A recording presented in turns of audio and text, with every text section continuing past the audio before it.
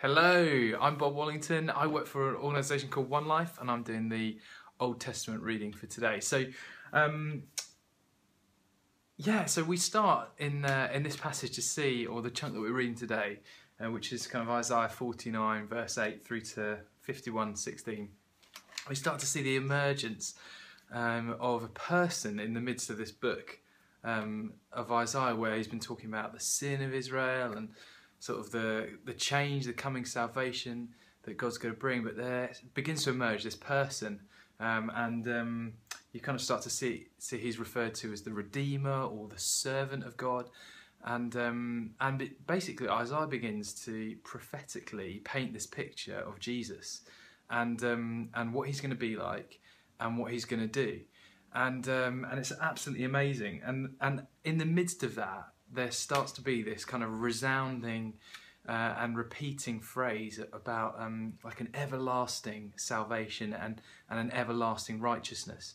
And he keeps playing off, as Isaiah is sort of writing, he keeps playing off that man is around for a day, he's going to fade away like the grass. But what God's going to do through this person, the Redeemer or the servant of God, what God's going to achieve is going to be like nothing like man. It's going to be like an everlasting thing. It's not going to fade away like man will in a certain number of years. It's going to be a thing that's established for everlasting.